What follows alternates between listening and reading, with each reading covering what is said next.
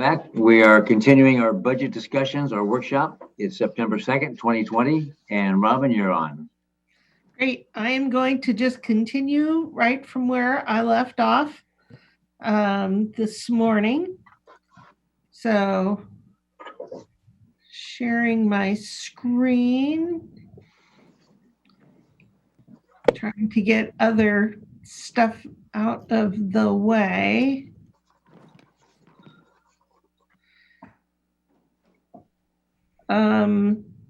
If I lose you, it will be because of the computer, not because I decided to end the session.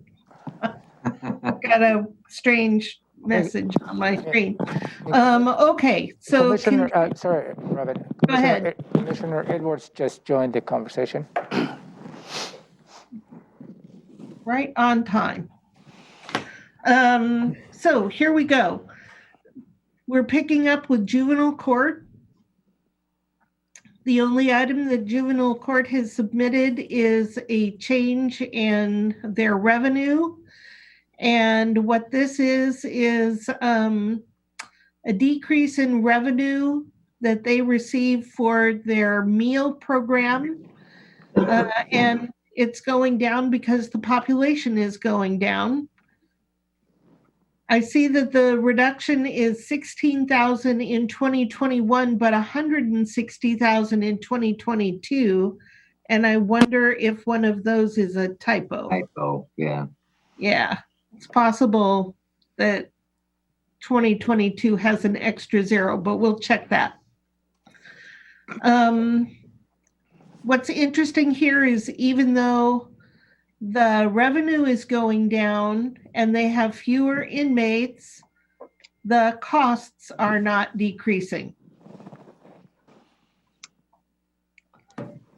So that's just something to note. Okay.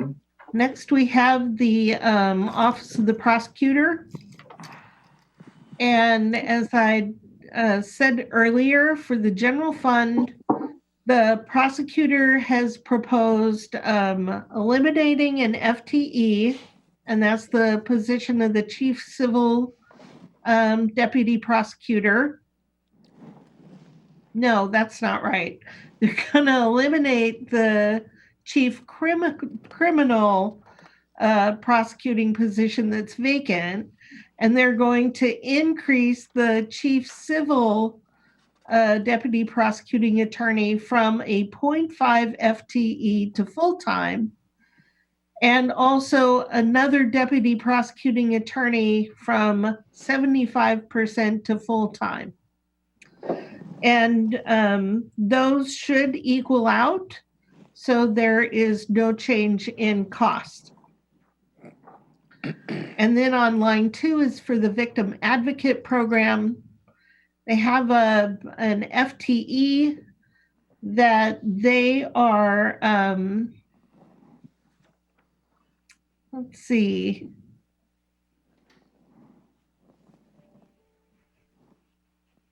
They are proposing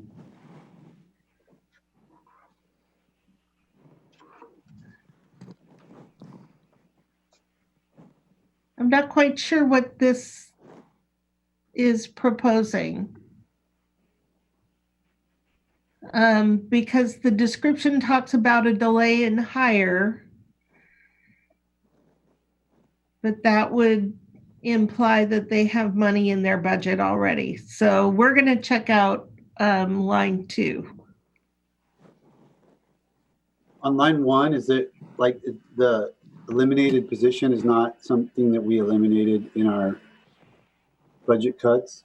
That is correct. This is one of the positions that the prosecutor chose to save. When you remember that we gave him an option to save or exempted some of his positions, this was one that he chose to save. Okay, got it. He saved it in the cut so that he could eliminate it and do something else with the funding, which is smart. Creative, yeah. Yep. All right, that's the prosecutor.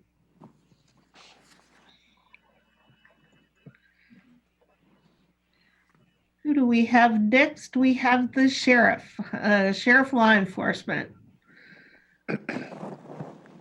So line 1 for the sheriff is to phase in 6 deputy positions over 2 years' time. So you see in 2021, the expenditure is $511,000, but by 2022, most of the cost kicks in and it's $911,000. And that would be for, again, 6 FTEs. Line 2 is for 1 detective position.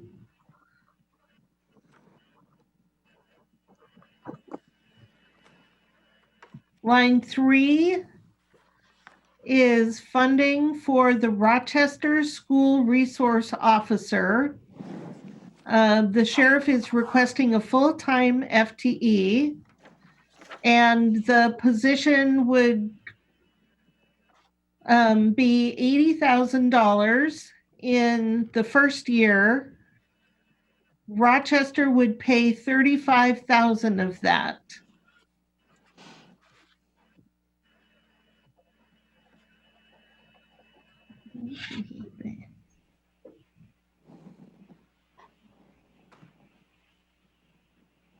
So there's also some information in this request that it would restore some of the base funding for positions that were somehow adjusted by HR. So that's a technical aspect of this.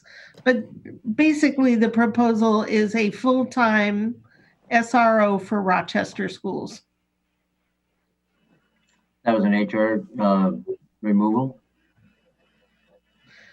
Well, every year in the budget system, we adjust the benefits.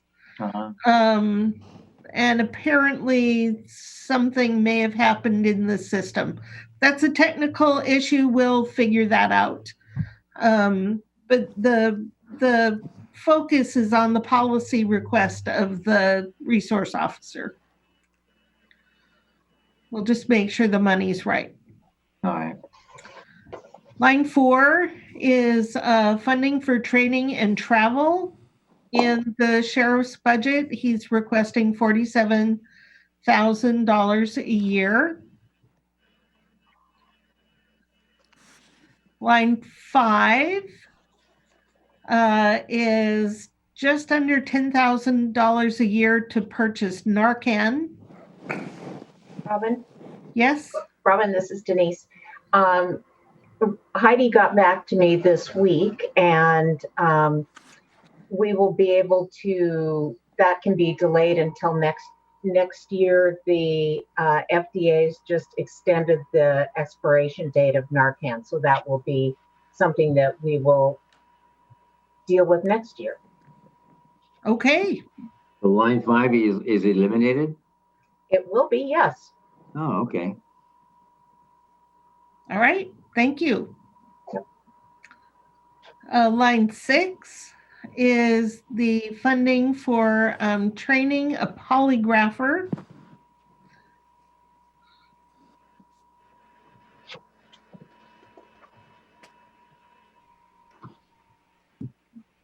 Line 7 is to add equipment to ER&R. And the sheriff would need funding in the budget to be able to have these additional items added to the ER&R reserve fund. Again, the reserve is basically a savings account for equipment. So the sheriff is proposing adding tasers, portable breath test devices, radars, handguns, rifles, shields, polygraph machines, and the unmanned aerial system to ER&R. They are proposing $370,000 for 2021, and then in 2022, the price would drop to $153,000. And what I can't tell from this, and that we would want a little information on, is if the $153,000 would be the ongoing expense. Yes, Yes, it is. would. And Okay. substantial replacement in 2021. All right, cool. So Robin, Yes. it seems several months ago, I talked with, I don't think it was the sheriff, I think it was Under Sheriff Braniff and Heidi Thompson, Chief Thompson. And they were, I think these were the items they've been asking to be put in ER&R. Is that, this is newly to be added to ER&R that have not been? These would be new additions to ER&R. Okay, and there's not an issue with that? That's okay, isn't it? Yes, this would be fine. Okay, The only limitation, and they've discussed this with Bruce Rohrbach, they've gone through this. The limitation is that it really needs to be equipment, and the type of equipment that's replaced on a long-term basis. You don't want it to be supplies right. that you replace every year. There's no point then of a savings account. But if these are things that have like a 5-year life cycle, then it makes perfect sense to put them in ER&R. Okay, thank you. I knew they've been asking for it for some time, I think, as I recall. We've been trying to figure out exactly what they want to put into the reserve fund for a while now, and I think that this year they successfully came up with a good list that I think is appropriate for the fund. Good, okay, thank you. Yep. Is this a time, I mean, if I don't understand a request, should I just let it go because we're going to hear more about it later, or should I stop you and ask you more questions now? You can ask now. This is a good time to ask. Because I don't really understand the school resource officer funding structure. I had a different understanding of how that was structured. Let me find that one. Number 3. Line 3. Thank you. There it is.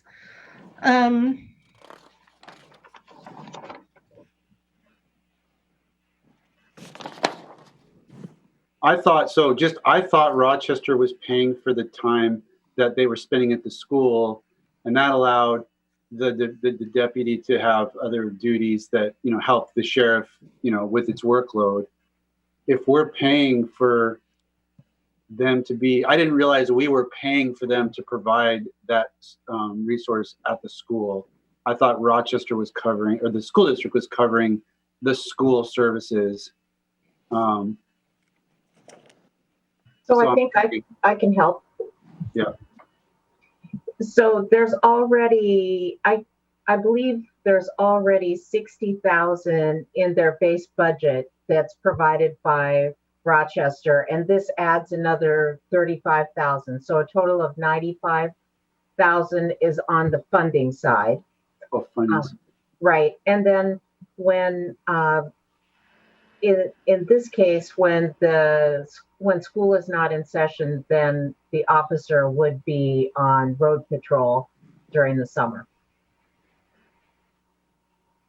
Okay, well then that's consistent with what I was understanding. Okay, good. We're not paying for the time that it's at the school, but that gives him some time off that he can work for the sheriff's office. I mean, outside the school. Right. Well, So but what's you're the done. change here? What are we being asked to change or do differently than in the past? Well, they're asking for more money. Right. So there's Go ahead.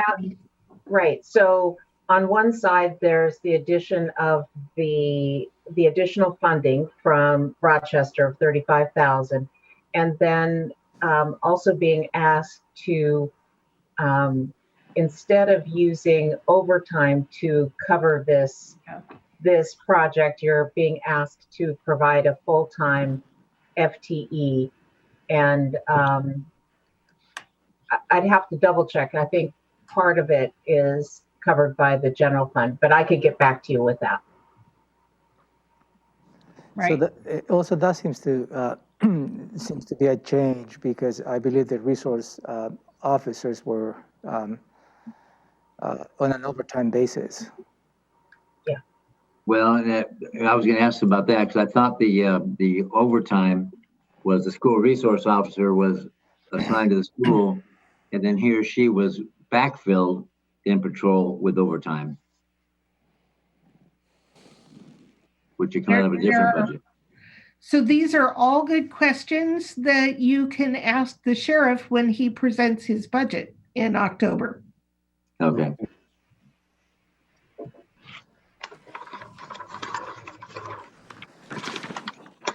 So, and this is the perfect time to ask these kinds of questions, because this gives us a chance to have a little time to try to find the answers for you, or to ask the offices and departments to be prepared. Yeah, give the heads up. Yeah. Yep. Anything else about the sheriff's request? We'll move on to corrections.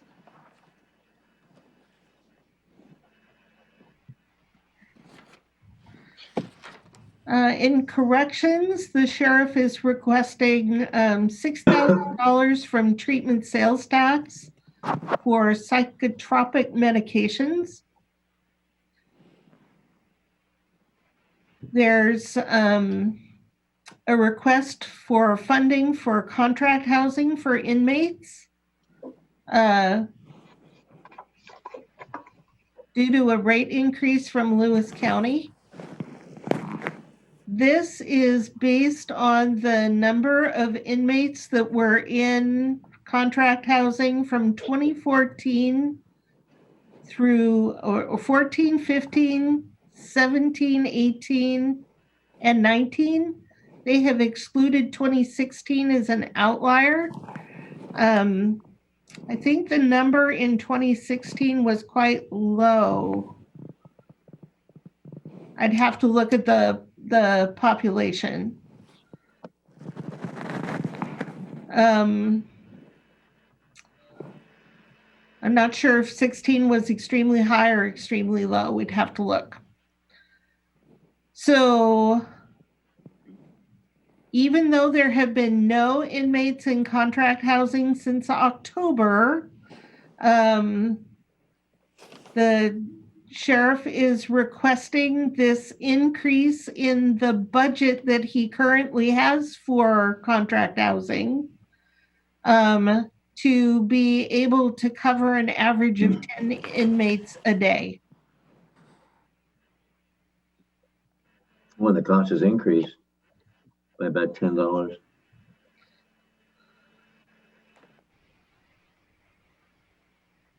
Okay. And then on line 3 for the sheriff is requesting funding for a study. They're requesting funding for FTEs that were identified in the staffing study that we conducted a couple of years ago. So this would increase the FTEs at the jail in keeping with the staffing study. This is where there was like 12 identified and the board added 7. So he's trying to. Right. The study had given some options. The board went with the lower option. The sheriff is requesting the higher option.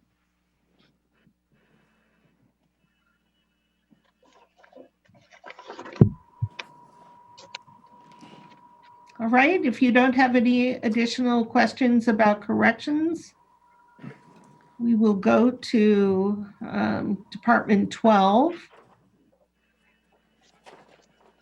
which is the coroner, and the coroner has not submitted a request for policy level items, nor has Human Resources. It's Department 22.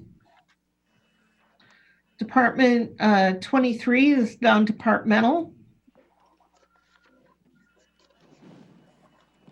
So here are the items that the board talked about that we put some placeholders in.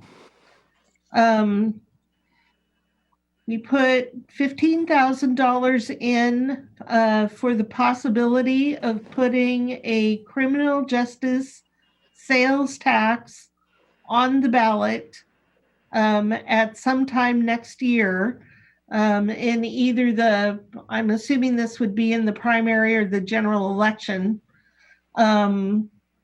which is why the cost is low. It would be one of many items on the ballot. So that's here for you to talk about as we move through the process this year. That is line 0. Oops. It's okay. Line number 1 then is for moving the state auditor budget, that's that thing called the state examiner, into non-departmental and eliminating the state examiner. That's what I was talking about earlier. So that's $184,000. It nets to 0 when you eliminate the state examiner. Line 2 is an increase for animal services so that the county would be paying its full share. You're very aware of that. Line number 3 in non-departmental is a $10,000 increase, and this is again a placeholder for increasing economic development in rural Thurston County. This amount we put in $10,000 again just so that it would be something in the system, and it is open for discussion if you'd like to fund this. And at what dollar amount, that is up to you. And then line 4 is $300,000 for fully funding Thurston County's share of the Thurston Climate Mitigation Plan. So all of these came out of your priority conversations. Hearing nothing, I'm going to move. I am curious about 300,000. I thought it was, what's that about? 3750. You're talking about the contribution. Yeah, that was this year. Mm-hmm. That was this year that you approved. It was that came from TCAT, had tried to go through the climate mitigation plan and guesstimate what the collective jurisdictions cost would be for implementation. They came up with 1.2 million, and therefore 300,000 is our 25% share of that. Okay. I think that's where that came from. Exactly. Right. And again, what you funded this year was not the climate plan. It was only the Commissioner Menser. What did we fund this year? Clean energy program. The energy Contributions program. to a regional clean energy program. Right. Which is only a small part of the full plan. Right. All right. Moving on to public defense. Office of Public Defense has asked for funding to compensate an on-call duty attorney, $13,000.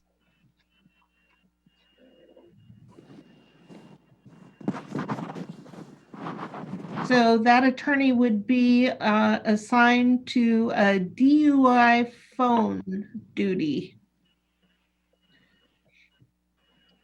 We're required by law to have someone have access And What we a horrible currently, job. yeah, currently apparently we do not provide on-call pay. It's a lot of fun, I can tell you. That'd be terrible. Oh, my goodness. Yep. Have you done that, Commissioner Minster? 10 years worth. Oh, my goodness. One week every 6 months for about a decade. Wow. Oh, it's terrible arguing with a drunk. And I'm sure you didn't receive the phone calls during the day. Once, I think. I was in a movie. And I had to come out into the hall. And Oh, that's funny. What a horrible job. But someone's got to do it. Yep. Someone's got to. Probably all comes about the time the bars close. All right. So line 2 is a request for TST funding for social work. And then line 3 would be funding.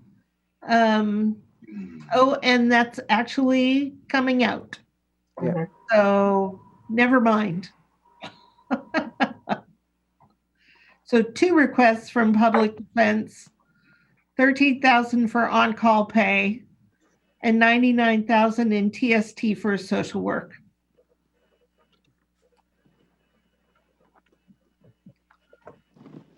Department 25 is next, and that is central services. None of this is general fund, so I'm going to just walk through it very quickly. There is a Oh, request. excuse me. Question. Yes. Oh, we're on central services. The next one on my list is social services. Okay, fine. Did I miss one?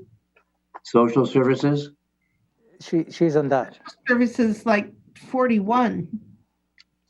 that was next in our packet. And the packet is social services is next. That's what Commissioner. Yeah, I don't care which way you go. I just didn't know if you missed it or not. I can, Get the single page. All right, go ahead with social, with central. okay. If we start to jump around, I'll get lost and I won't know what we've done and what we haven't. That's So, fine. It's easier for me to shift the page. How about, All right. how about if we put this social services aside, this sheet, and when you get to that point, then we'll insert it in the packet. yeah, it looks like it's just about last. All right, central services.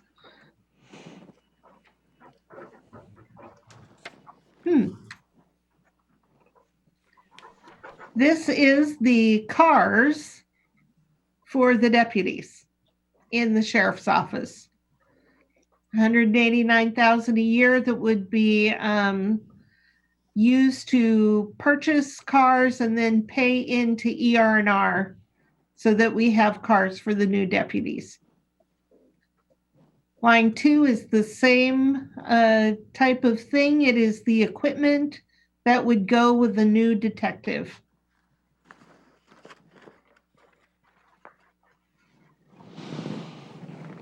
Line 3 is also on behalf of the sheriff's office. This is the equipment that they would add to the ER&R fund.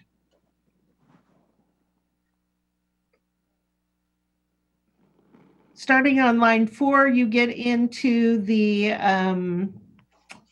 capital items that are in the CIP. So I'm just going to walk through them very, very quickly. Line 4 is for building 4 sewer repair. Line 5 is the building 5 parking lot. Line 6 is the regional transition center infrastructure that needs to be repaired. 7 is the courthouse infrastructure upgrades. This would be part of the conversation around Plan B that's coming up next week. And line 8 would be the funding from the bonds that you might consider issuing. So this is revenue coming in for courthouse infrastructure. Again, it is a placeholder as you consider what you need or want to do for court improvements. Line 9 is the correction facility AC upgrades. And this is for cooling units for IT, the IT room at the jail. And then line 10 is the recreation yard project at the jail. This is carrying over from this year. The project won't be completed this year. Line 11 is the hydronic heating system repairs at the FJC. And then 12 is the Building 6 roof repair project. So there you have central services. Again, all coming from restricted funds. What is the Regional Transition Center? That is a great question that I'm going to have to ask my staff. Okay. I can answer that. Oh, good.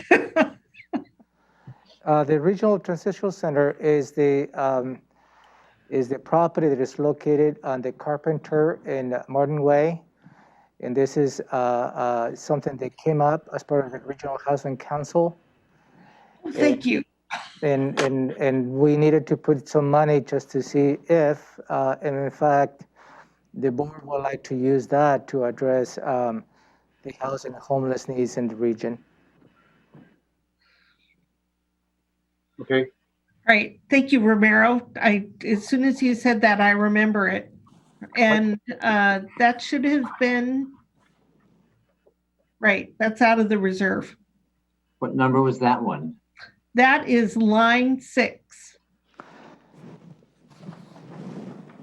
But, Okay. Thank you. Right. This is a placeholder. And when we look at Public Works, you'll see additional funding for this infrastructure coming out of REIT. Thank you. All right. So moving on to Department 27, that is Cped.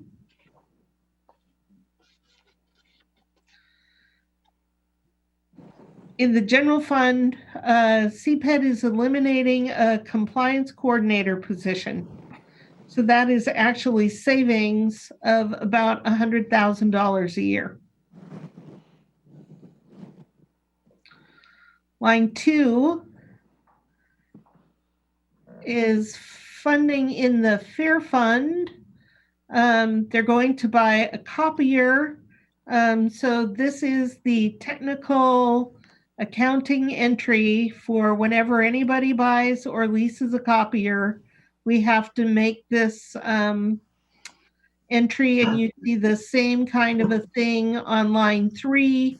The revenue and the expenditures are exactly the same. This is a technical change. Line 4 is in the storm and surface water utility. There is an anticipation of reduced revenue from the storm and surface water utility rates. And on line 5, there is a request of $541,000 one-time cost from the permitting fund as part of the price of replacing the Amanda system. And this is the IT system that we're moving forward with. And what you will see is there are additional costs that will be paid from Public Works and Public Health. We combined that we'll pay to replace the system. It is our number one large system replacement priority. So those are all the requests from Cped.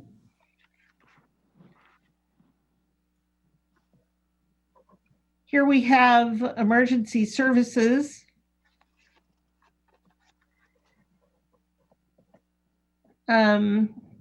Line 1 is a reduction in administrative costs in Medic 1.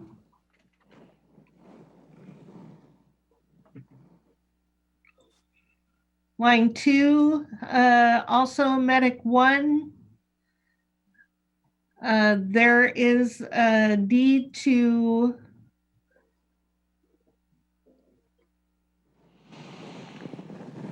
not quite sure what's Denise or Olivia, can you jump in on this one, please?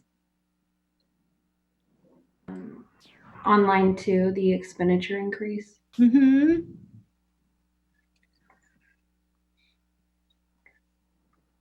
No, I can't actually. Sorry, I thought I could. I need to look into that. Okay. So we're going to check this. We know that Medic 1 is anticipating the need to have a ballot measure to increase revenue. And I don't see the request for the ballot measure here. That is possibly in emergency services. No, I remember that we asked not to change this report because it was Oh, halfway. thank you. Thank you, Romero. So it will be coming up. Yep. Yep, there's a proposal to put this on the ballot because they need additional revenue to continue to operate. And when you review the fund, the financial plan for the fund, you'll see that the fund balance is getting lower than what it needs to be for sustainability. And so part of what I think you see on these line items in expenditure changes is they're adjusting their expenditures to fit within the amount of revenue that they have. And I think that that's why we're a little hesitant. Kurt will do a good job of explaining this to you. Robin, you're talking about line 3 I'm talking about lines 2, 3, and 4. and 4. Okay, thank you. Yep. So all of those are adjustments to stay within the funding that they currently have. And what they will be talking to you about is a ballot measure next year to do a levy lid lift. Okay.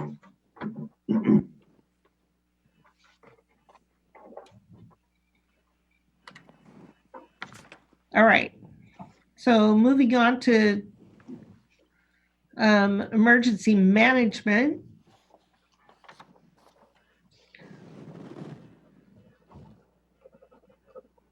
Line 1 is a request in year 2 for grant funding. And you won't consider that for your 2021. So we'll be eventually removing this. We'll keep it for next year when they need it. Line number 2 is the expectation of a hazard mitigation grant. And we're receiving this as a result of the flooding. Usually when you get FEMA funding, you also receive money for hazard mitigation. So we would use this to mitigate future hazard conditions in the county. Line number 3 is also grant money. It is the emergency performance grant. And I'm not sure why there are no expenditures that go with this grant. We'll be checking that out. And then line 4, also emergency management.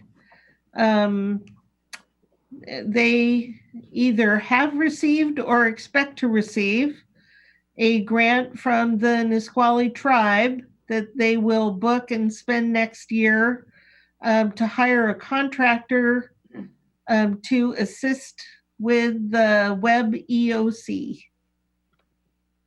Is line number 3 no expenditure change because it's a placeholder only? I don't know. We're going to find that out. Okay. If there is not an expenditure line, they will not be able to spend it. Yeah. Well, if I don't know if it's one of the extremely few grants that you receive, whether you spend it or not, or if perhaps the expenditure is already in the budget and this grant would come to backfill. We'll find out what's going on here.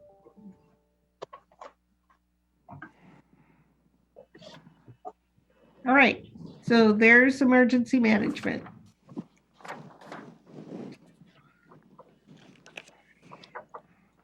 This is 34 is public works.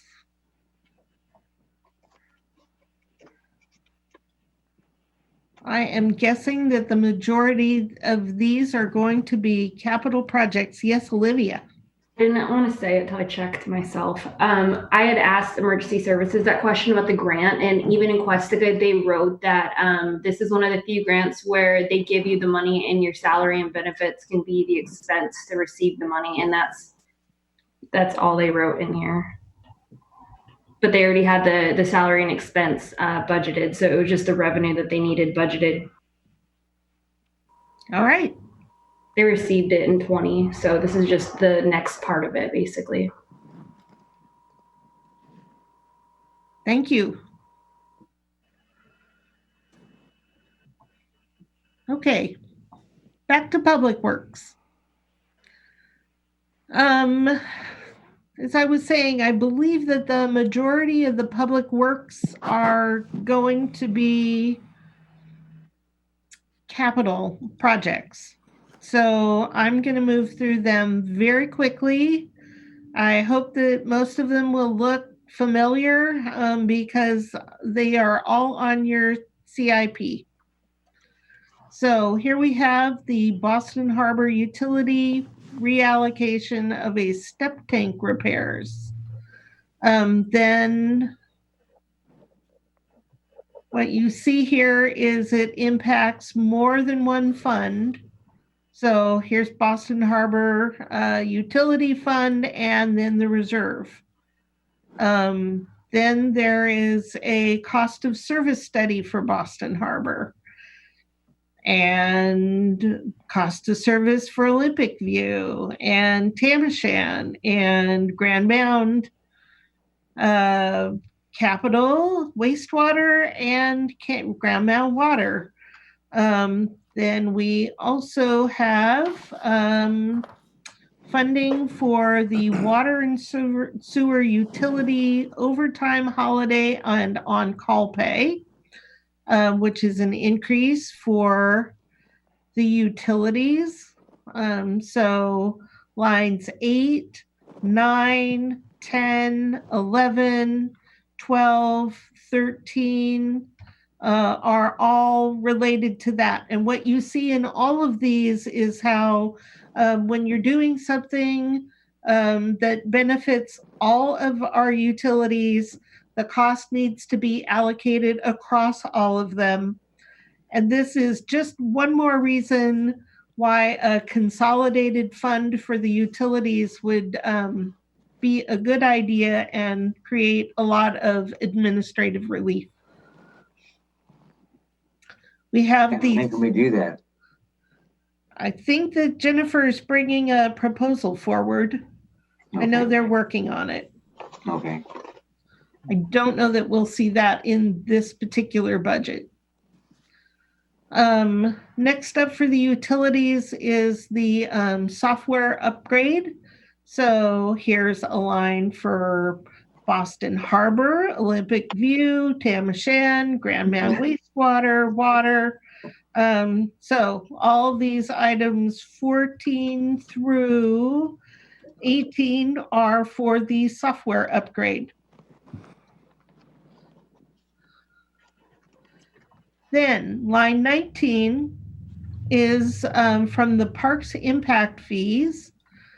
This is an investment revenue adjustment. So it's just a small adjustment to reflect actual anticipated receipts of $15,000, all revenue in the impact fee fund. Line 20 is parks and trails in public works. This is for the Black Lake Special District special assessment for Kennydale and Garin Parks. Then line 21 is in the second year. They're proposing a solid waste division waste composition study, but that'll be for your consideration next year. Line 22 is for the Long Lake Management District Professional Services funding increase. This is the increased cost of keeping the lake clean, $35,000 from the Lake Management District. Line 23 is the Solid Waste Division rate study coming out of the Solid Waste Fund. Also from the Solid Waste Fund, a contractual service increase on line 24.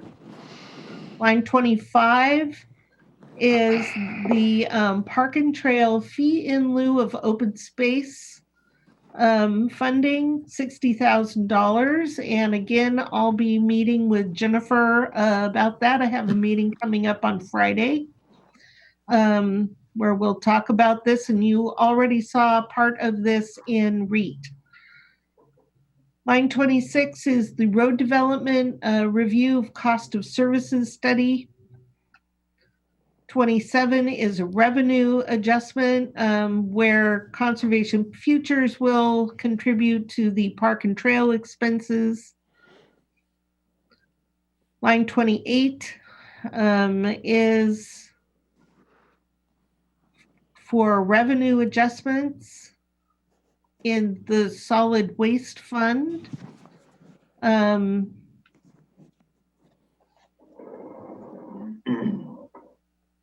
And I don't know a lot about this particular one, so I'm sure Jennifer can fill in the blanks when we meet with her in October.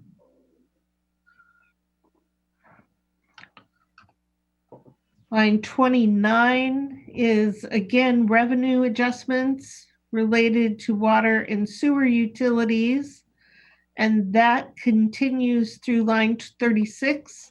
It's just, again, all the different utilities, it's minor adjustments.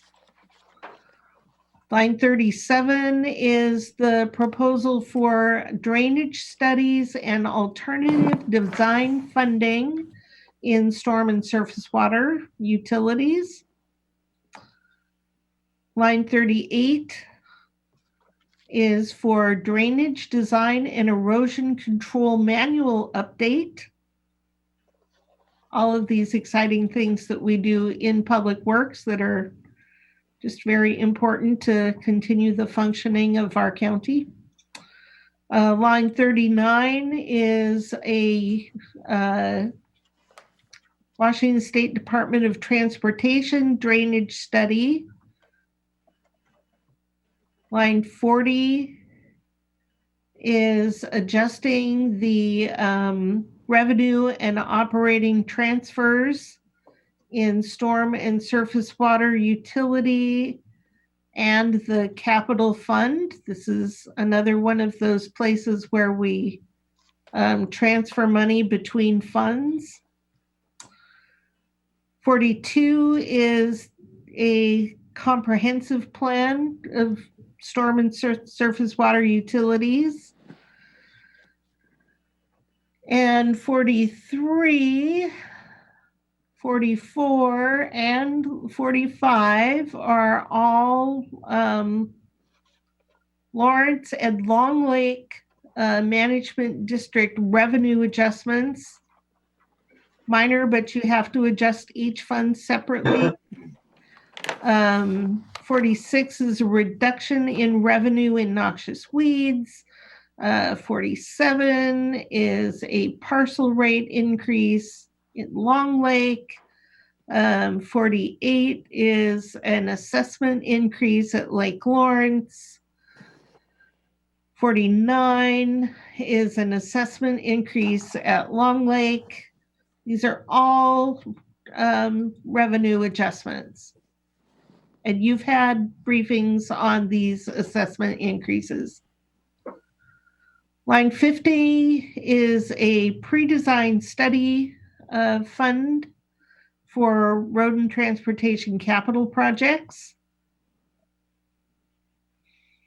This is part of what we talked about in our capital project lean group, is to be able to do pre-design work and have a fund for pre-design work so that when we come to you with projects, we have a much better understanding of what they're really going to cost. Line 51 is an FTE in Public Works for asset manager. That would be paid by the road fund and the parks fund and solid waste. And what you see here is just the splitting up the cost amongst all the different funds that Public Works administers and has assets in. So that goes through line 59. Line 60 is the community support program funding for rural roads. Line 61 is transportation impact fee revenue. Line 62 is road fund revenue adjustment.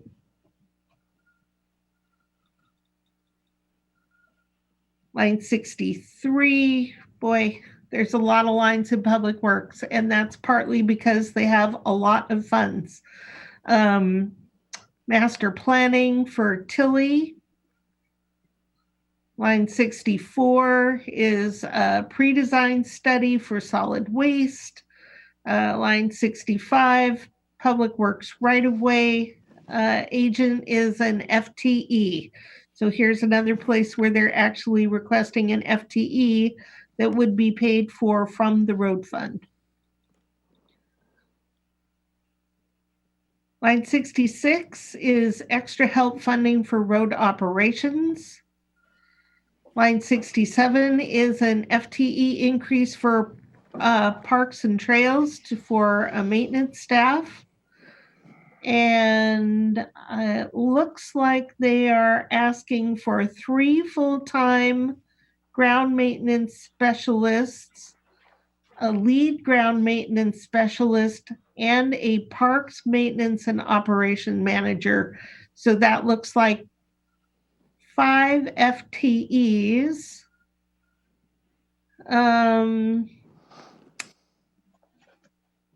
But that's not very much money for 5 FTEs, so I'm curious about that. We'll look into that. It's probably phased in. Could be. It's still 92,000 is not much. Then on line 68, technical change of debt transfers. That continues on to line 69. Then line 70 is also transfer adjustments. Line 71, 72, all transfer adjustments. All of these are technical. Line 73 is a getting into the capitals projects, they're requesting some money for starting an open space acquisition program. That's on 73 and 74. Line 75 is Parks and Trail improvements and a development program. Line 76 is the continuation of that. Line 77 is Burfoot Park project. Line 78 is a Fry Cove Park project. Line 79 is Deschutes Falls Park. 80 also related to Deschutes Falls. 81 is the Yelm Tenino Trail restroom. You saw some of these in REIT. This is the impact fee and the parks part of that funding. Line 83, Kennydale, so is 84. Line 85 and 86, the Burfoot Park restroom. Line 87, Chehalis Western Trail. 88 goes with that project. 89 is also a Deschutes Falls Park project, as is 90. So all funding, when you put it all together, it's Parks and Trails, Park Impact Fees, and REIT. So we saw those projects already.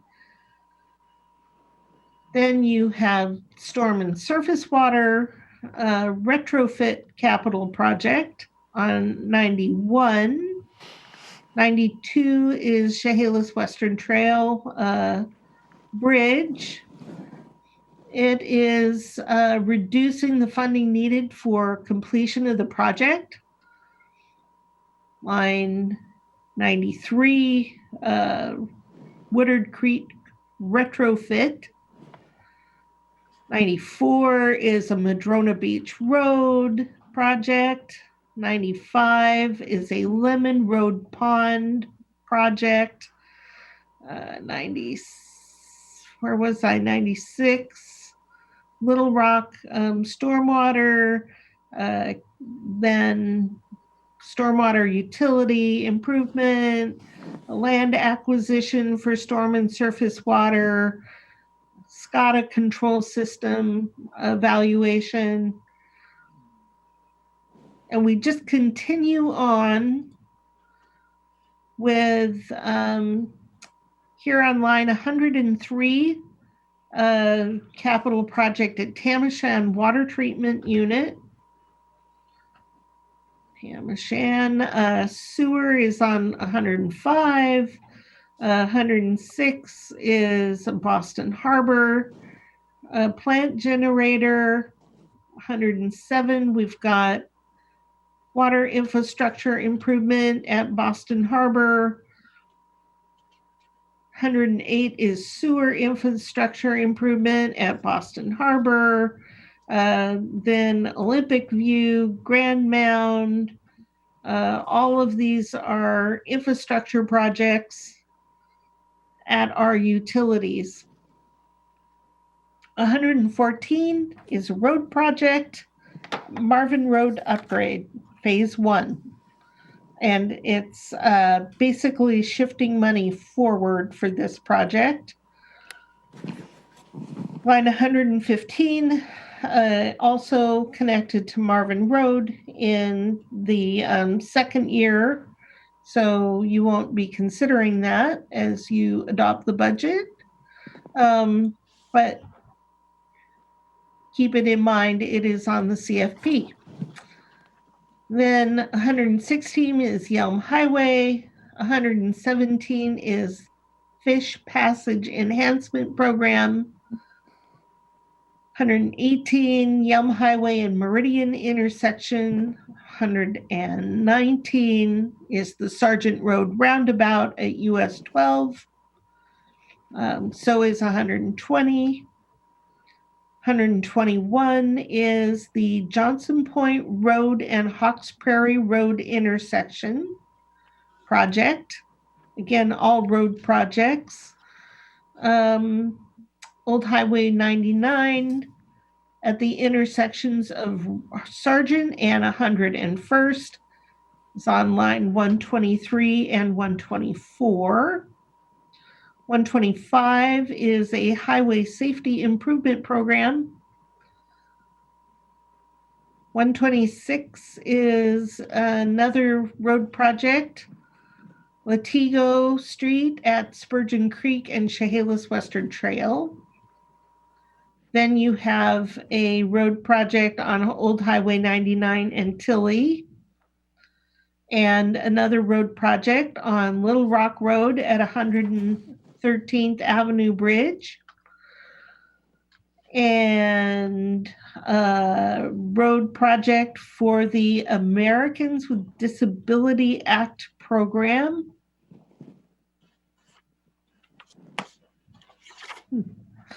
What is We that? have on line 130. Mm-hmm. That's ADA compliance.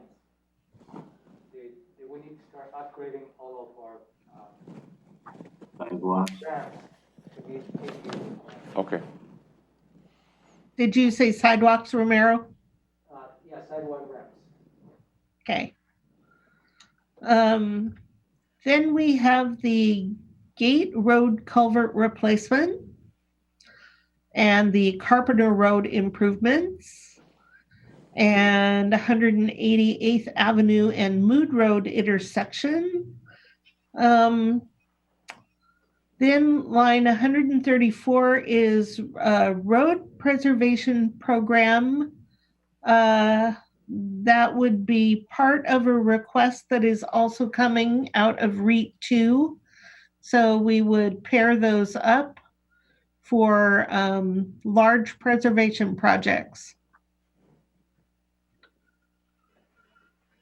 Line 135 is a technical adjustment for a reappropriation, and 136 is also reappropriation. Line 37 is funding that was reserved for solid waste capital projects that is no longer needed.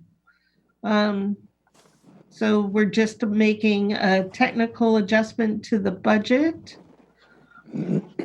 Line 139 is a general facility renovations for solid waste.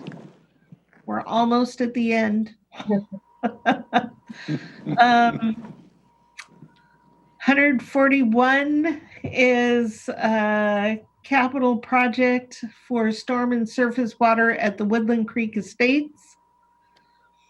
142 is a transfer adjustment. And there's the other side of that transaction on 143. And then just adjustments all through the utilities. Do we have anything else? Oh, here is the 159,000 on line 152 is Public Works share of the Amanda system. And they have allocated that out to 4 of their funds that benefit from the Amanda system. And that is the end of Public Works. So if I could summarize, Public Works is a lot of capital projects, many technical adjustments, and a few minor rate increases, payment for an upgrade of the IT system that supports their permitting processes, and a lot of studies. That's what you see in Public Works. Can I add one thing, Robin? Yes. Could I just clarify on the request for parks? It's actually just one FTE that they're asking for parks maintenance. What they gave you was what they have currently. Thank you. What number was I that? double checked the system. That makes more sense. Yeah, that makes the amount of money make a lot more sense. Number Right. 67. Oh, good job, Commissioner, finding that. Just one FTE. Yeah. Okay, Yeah. thank you. Thought we were trying to keep up with Lacey or something. Okay. Public Works. We have a break, Commissioner? No? How much time do you need, Robin? How much more time do I need? No, how much time do you need for a break? We'll take a break. Oh, we're going to take a break. Yeah. Is that what you said, Romero? You wanted a break? Yes, sir. I second the motion. Okay. All right. 10 minutes sufficient? Yes, sir. Thank you. Good with 10 me. minutes. We'll be in recess for 10 minutes. Thank you.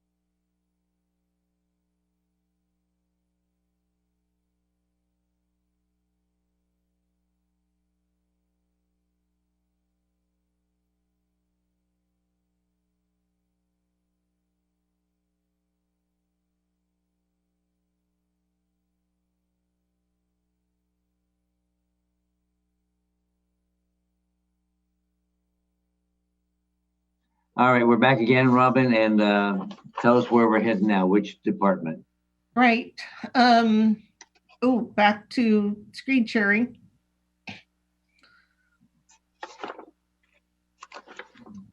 Not that many more to go. Nope, just a few left.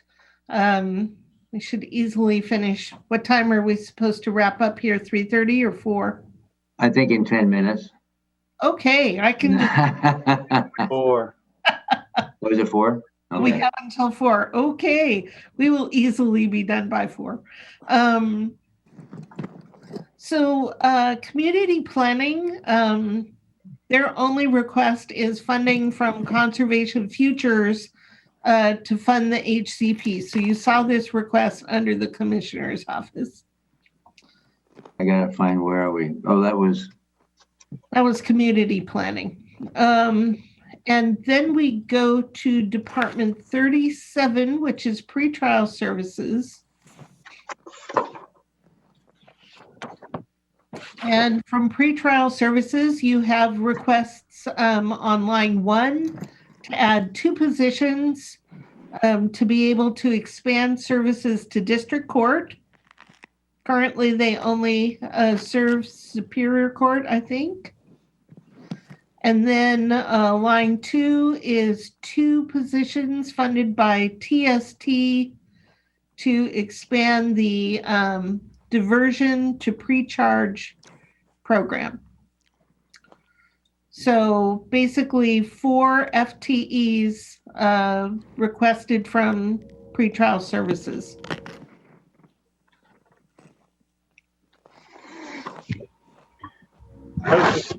do we know how this interplays with the probation in district court? I mean, yeah, pretrial services hasn't served that, but the judges will often put someone on supervision through the probation office pretrial. So that is, go ahead. Commissioner, that conversation is start having some legs at the pretrial services board, because if the board approves some, probation officers, it needs to be looking at system-wide, because as you stated, district court has some probation officers as well. So that conversation should occur. Okay. All right. Anything else about pretrial services? Hearing nothing, we will move on to Department 38, which is information technology. 38. Yep. I have public health is 38. Nope, public health is 40. Department 38 is IT. Okay, okay, here we go. Okay, got it? Yep. All right. We're starting off with $5,000 for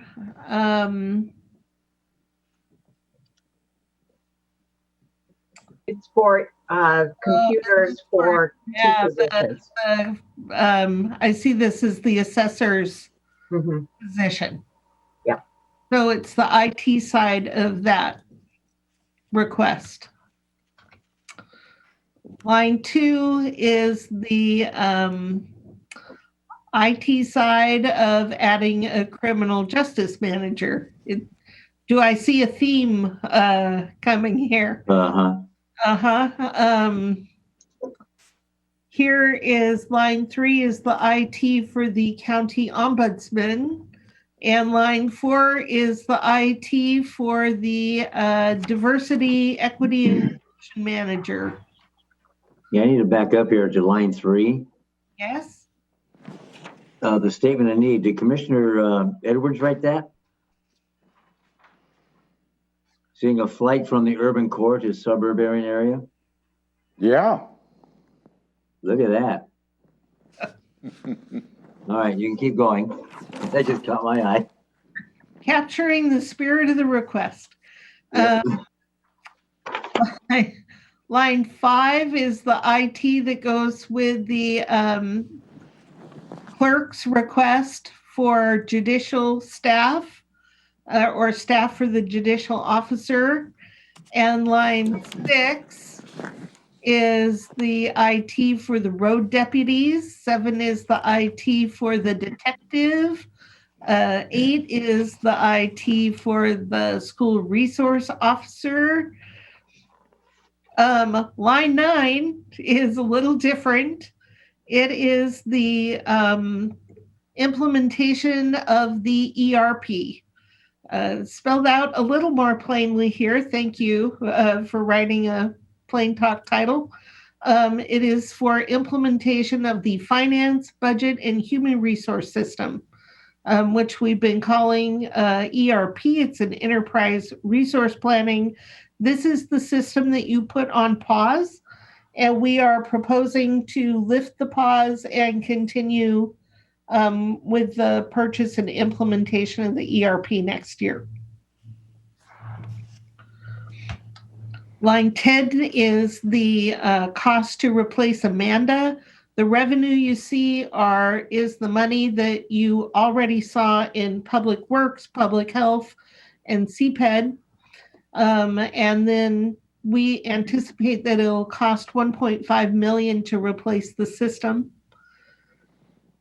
And line 11 is increased funding, or rather that's the revenue, that's not the funding, but it's revenue coming in from a bond that will support the costs for the ERP and other large systems. And we're currently working with bond counsel to see what the best way to finance those systems are, whether it be a bond or a private bank loan. We're trying to see what the best way is, because we don't have enough money in the reserve fund yet, but we can't wait to save the money up. So we would issue bonds or take a loan and then pay the money back out of the reserve as it's collected over the next 10 years.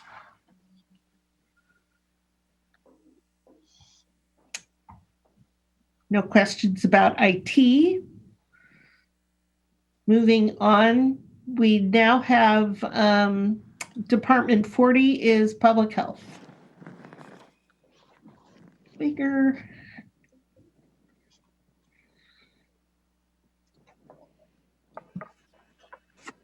So line 1 is the public health share to replace Amanda. Line 2 is a reduction in funding for the county strategic plan initiative.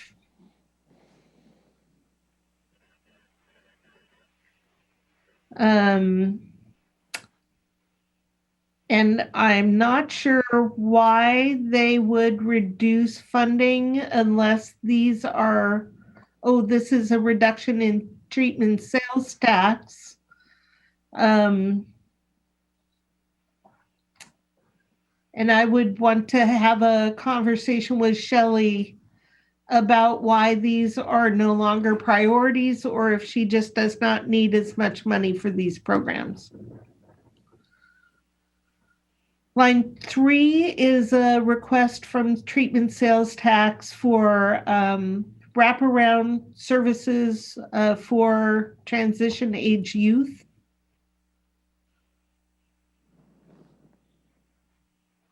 Line 4 is TST money for Justice Outreach Program. Line 5 is TST for a family intervention community health nurse. Line 6 is an environmental health request for a new environmental health communication policy and records coordinator. So this would be an FTE. Line 7 is increase in a position that is currently in the drinking water program from a 0.9 to a full-time position. So $12,000 from the Environmental Health Fund. And line 8 is funding for a 1-year temporary position who would conduct food safety inspections. Appears to be someone who would backfill a person who's on extended leave. Hey, Robin, these items that are all under the Environmental Health Fund, where does that money come from? Environmental health is funded through fees. So like fees are paid for food inspections, food handler cards is a revenue source. The septic fees. Yeah, permit fees, yeah. Fund, yep. Those can only be used in the districts that pay into them. There's a wide variety of fees that go into environmental health. We'll get a list for you. And I assume it's a healthy fund then in terms of balance and income and outgo, inflow and outflow. One of the interesting things about environmental health had been combined and just a piece of public health, and we pulled it out because really it's an enterprise fund, and by that I mean it collects. This fund is intended to collect enough revenue to cover its costs. And one of the things we saw when we pulled it out is the fund was not as healthy as we thought it might be. But that could have been corrected. So it's one of the funds that we'll take a look at. I mean, we pulled that out just 4 years ago, I believe, right? Yeah. Yeah, just a few years. Yeah.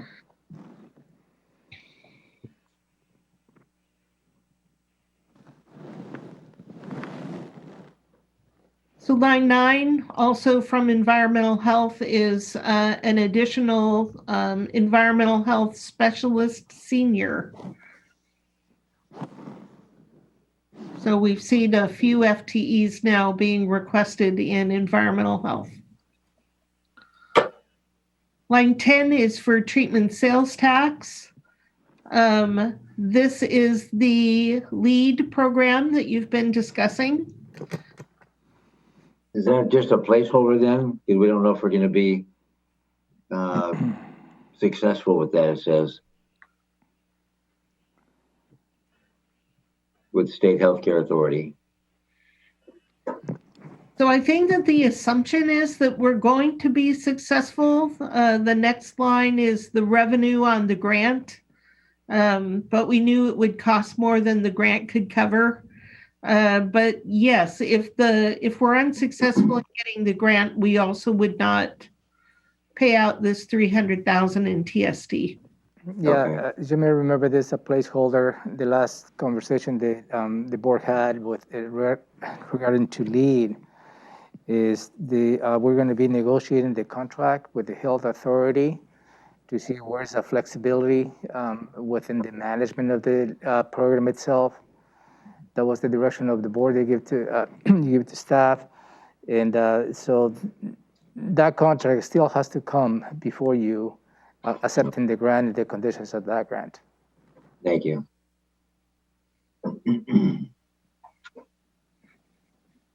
Okay. Next for public health is line 12. That is a $50,000 increase in the treatment sales tax for the community grants.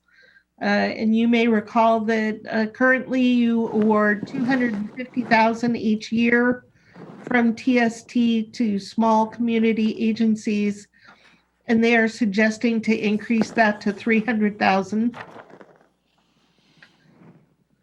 Line 13 is the It's a technical change. It's just a correction between funds, and that continues on line 14. Line 15 is allocating indirect to other funds, and so is line 16 and 17. So that's all technical. Line 18 is the environmental health fee study. This is a placeholder, but they're requesting $100,000 to do a study of what appropriate fees are for environmental health. And then line 19 is a placeholder for disease investigators. And this comes with revenue. We assume that public health will continue to receive money from the state to respond to COVID-19. And that's public health. All right, the last department we have is social services. And they have 2 requests. Both of them come with revenue. The first is COVID funds. And this is for the HUD contract with the COVID funding from HUD. I'm guessing that's the CDBG money. I am not sure about that one. I'm not I sure. would assume. Yeah. That's my guess. Yeah. And line 2 is affordable housing program. This is the new revenue from the Affordable and Supportive Housing State Shared Tax. The 1406, yeah. Yep. That you just implemented. So the revenue will start coming in from that program, and you'll be able to start spending it in next year and the following years. The first one was CDBG money. I just double checked it, so it's from HUD. It is the CDBG. Thank you, Olivia. All right. So that is all of your offices and departments. Those are the policy requests. I am not going to walk through the maintenance requests. If Public Works was boring, maintenance level is mind-numbing. Basically what it is adjustments to internal service rates. It is adjustments to salaries, the catch up for changes that were made over the last 2 years for existing positions. There are minor technical changes. There are transfers between funds and reallocations, and maintenance level is mainly technical with some rate changes. And that's about all you need to know about maintenance level. And you have reviewed and approved the major pieces of it. That's funny because you said you won't go through this because it's mind numbing, as if this hasn't been. The rest is boring, but it's kind of interesting. It kind of is, yeah. It is that. The maintenance level is just, it's just all technical stuff. So that's the not so quick review of the things that the offices and departments have requested for your consideration. Again, as you saw, all of them important, all of them needed, and yet you cannot afford to fund them all. So what we'll do over the next few months, you'll have meetings with offices and departments. They will all give you an overview and talk to you about their needs and why they asked for what they asked for. You'll have an opportunity to ask them questions. No decisions will be made at the time you're meeting with the offices and departments. Then you'll have a short break of about 2 weeks. And then we'll come back and start to ask you to make decisions. At that point, we'll try to answer any questions that you may have had. You'll have an opportunity when you meet with the offices and departments to ask questions. So we'll try to have answers by the time you make decisions. All along the way, I'll be updating the forecast with new information. We'll get the next sales tax revenue at the end of September. We'll have a better handle at the end of October on what property tax is going to do. We're still not going to know what the legislature does until next year, but we might hear rumblings. By November, the governor will not have published his budget, but we might hear things that they're thinking about. So the forecast will be updated as we go. One of the things that we're not talking about today that we would have talked about 2 years ago, or that we did talk about 2 years ago, is a priority budget process.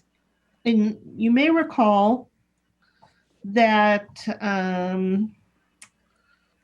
we asked, and we did this twice for the last 2 biennium, we asked offices and departments to form teams by subject matter or sector, if you will, and to come back to the Board of County Commissioners on what the best use of the limited funds are for each of those sectors.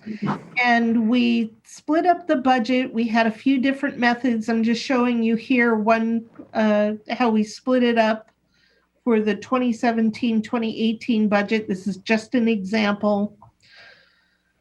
And we told each group, here's how much you have to spend. Come back to the board and give us your best advice on how we might use the limited amount of money that we have. Now, I'm assuming that you're not interested in doing that this year. And we got some mixed comments from elected officials. Some of them said, please don't do that. Some of them said, budget crisis is not the time to be doing these priority teams. One elected official said, I do hope we do that. So you got mixed review, but for the most part, this would be difficult in an economic downturn. So I'm assuming that you don't want to go down this path, but I thought I better ask. I'm glad you're asking, because my question was going to be, what will the departments and or offices want from the board up front? Not decisions, of course, but what kind of guide or guidance? And when you brought this up, I thought, yeah, that seemed to be kind of fraught with peril when we went through that exercise, because of the imbalance between department directors mixed with elected officials. And some elected officials are much stronger willed than other elected officials, and others didn't want to play the game. And so it became a wedge. And so that goes part and parcel with what would they need from us, if anything, in advance. But I'm not interested in doing the priority-based budget. But check in with Gary, remembers this, I'm sure. And I don't know if Ty, you weren't a part of this, were you? I don't think. I wasn't. I talked about it. I'm familiar with the concept. I had questions about it. my main question was, how do you, what I didn't understand was, how did the commissioners go about setting those dollar amounts when Robin said, okay, Law and Justice, you've got 75 million to spend. Where did that number come from? The first step is for the board to decide how much you have to spend, right? How much to allocate out. So that's the conversation that you need to have no matter what. But the 2 years ago and 4 years ago, now was when the board was making that choice. And then we went through an allocation process. There were a few different ways that the board looked at, and I'm gonna share this screen again so you can see what we did.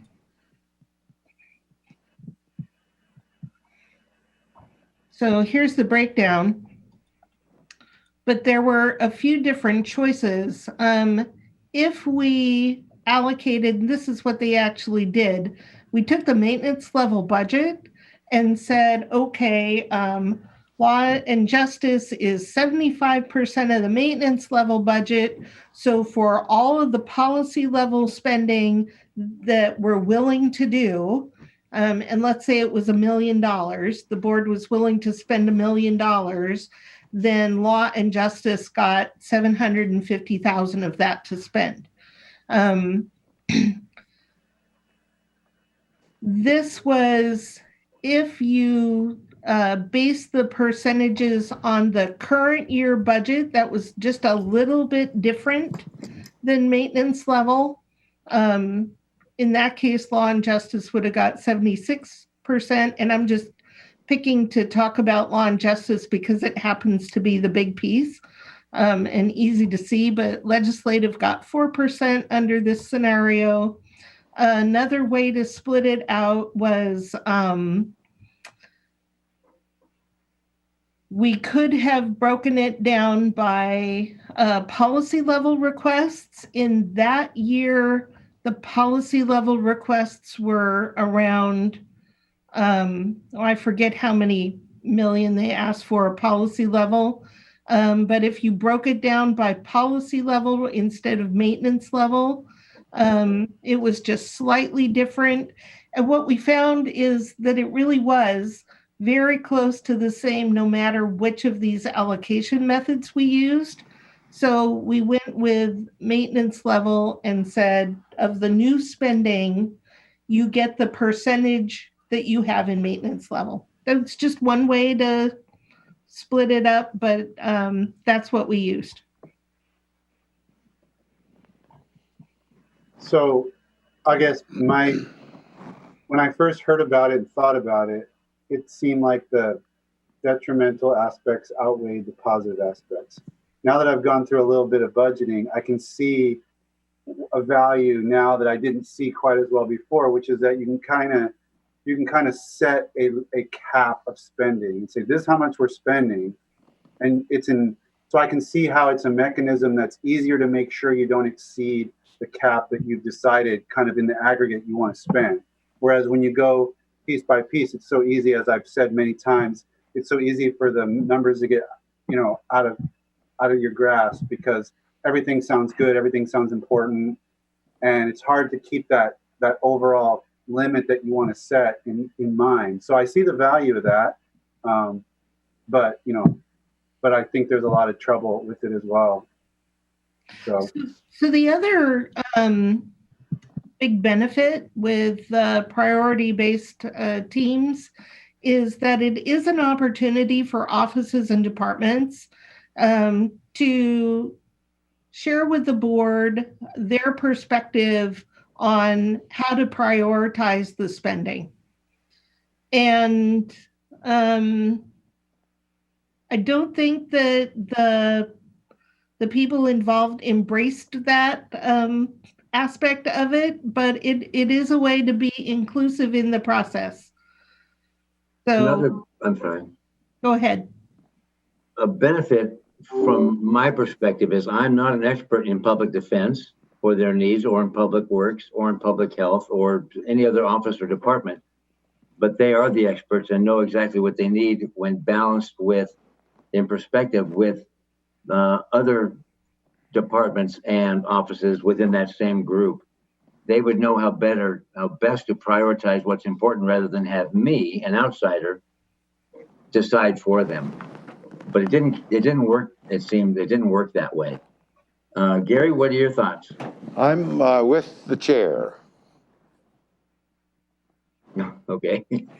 And I am not at all suggesting that we do this. I'm just, I don't want to make an assumption without, asking what your preference is.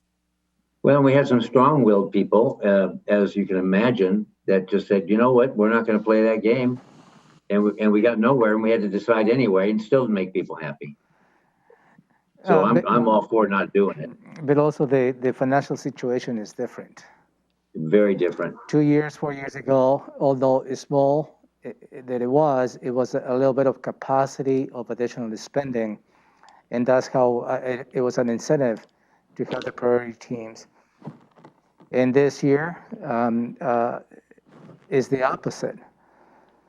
So it becomes a little more complicated how that could be, because if it's the board's direction to get to a reduction, then the priority teams becomes a little more difficult. Yeah, completely different dynamic now. I have a question, Robin, that I wanted to ask at the tail end of the morning session. So the chart that you've been showing us, and I don't know if it'll show up on my Zoom, but this one. Yep. You've been showing us a version of this all along the way with the not dire, but the fund balance in the next couple of years that goes very far south. And then today you showed us how, like, if we took away the maintenance, or if we took away the policy level request, then it's still going down, but it's over the line, over the 10 million line. I guess my question is, you didn't know those policy level requests until just the last few days, right? This is all kind of new. So like a month or two ago when we were seeing this chart, what were you basing that projection on if you didn't know like what the different departments were going to be asking for? So I made some assumptions about expenditure growth that were consistent with prior years. Okay. I also added in the COLA and the revenue may have been a little different. I'd have to go and look at each of the components, but I was making assumptions about expenditure growth. Okay, and then it turned out to be based on the request, not that far off from that. Okay.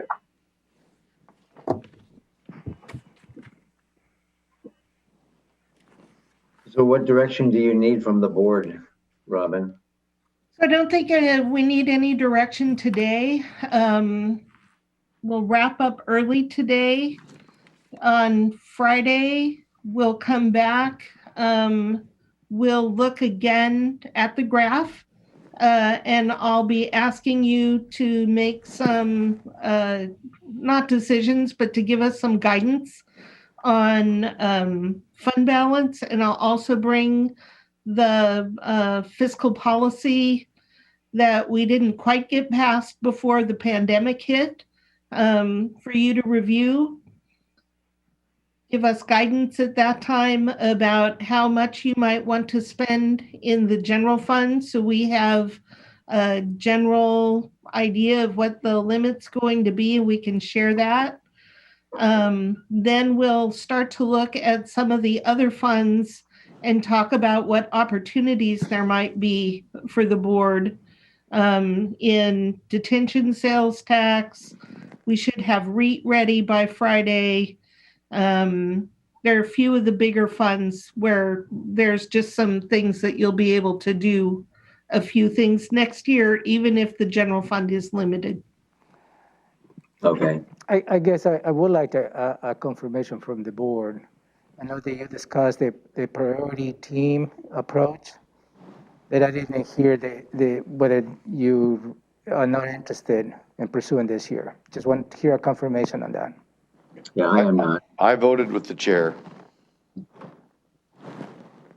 Yeah, if my seatmates are not in favor and we don't have a strong opinion from elected officials that they want to do it, then I would agree. Okay. Well, Thank you. Thank you for verbalizing that. you're welcome. Anything else you need from us? I think that's it for today.